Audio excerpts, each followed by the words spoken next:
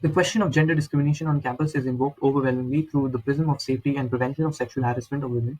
The complaints and experiences of sexual harassment on campus seem low for women because communication and interaction between men and women is limited due to formal and informal norms of gender segregation on campuses. The cross-gender interactions are troublingly low, with 27% of students reporting rare interactions in a state university. The question of gender discrimination is articulated by the policymakers in terms of women's vulnerability and measures for their safety, such as setting up institutional mechanisms for complaint redressal.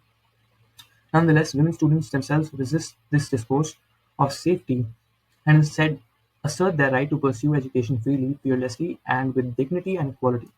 Two recent protests of female students against sexual harassment on campuses include Pinjra Tod, that is Break the Cage, against social curfews and more, and the list of sexual harassment accused in academia, Low Shah, following #MeToo.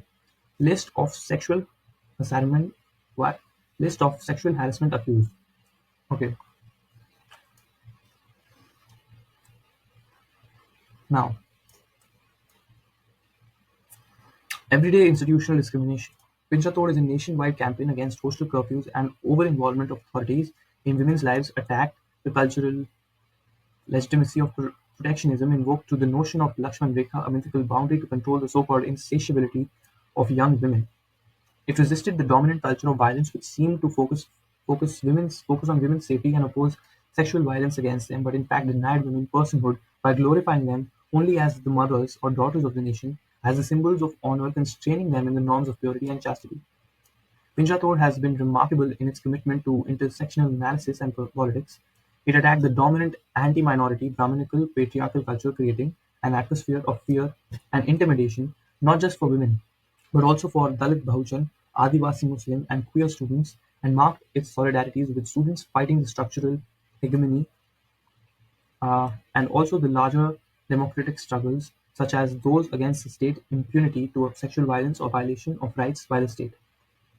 It supported students' protests across India against privatization of public universities, calling for inclusive education and also against the expulsion and discrimination of queer students on campuses. Interestingly, they also supported Hadia, who was infantilized by instrumentalizing the college and hostel to deny her freedom to choose her religion and partner with someone from another religious community. Right. Now, we have two more slides left, and then we're done for this lecture. So Losha, which was, let me go over there. Losha was the list of sexual harassment accused. It eliminates the intersection of sexual harassment with the caste-based harassment, making it more indiscernible in the known language. The caste discrimination on Indian campuses seems to be visible only through suicides of Dalit students in the face of structural violence that marks them as incapable materially, culturally, and intellectually as they pursue their educational aspirations. According to Barbie (2017), death becomes the evidence of caste-based violence, otherwise rendered invisible. For the Brahminical unmarked bodies in academia, claiming to be casteless, the silent and insidious humiliation of breathing Dalit in the classroom, canteen, and campus remains absent, being too real to be sealed off from oneself to be written over. Further in the homosocial academic space, bodies of the Dalit Bahujan Adivasi women are excluded, being marked as monstrous, ugly, and strong, and resistant women are greater outcast, desexualized, found queer. What is needed then in the giving up of the claim of caste, anonymous identity, and seeing the everyday normal regular humiliation rendered invisible? Barbie in 2017. Right. So this is the last slide. So we'll read through this. The hypervisibility of unmarked women in higher education who do not seem to pose any threat to the normative society overshadows the women from socially disadvantaged groups, Dalit, Adivasi, Bahujan, Muslim, rural and queer women who struggle to access the academy.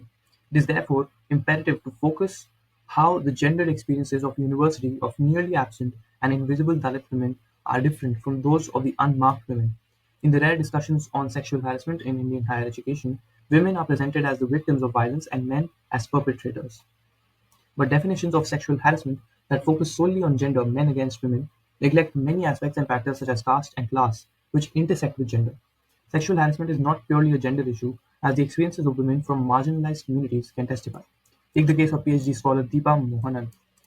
Experiences of sexual harassment in everyday life vary depending on an individual's sexual orientation, class, race, gender, religion, citizenship, and ethnicity.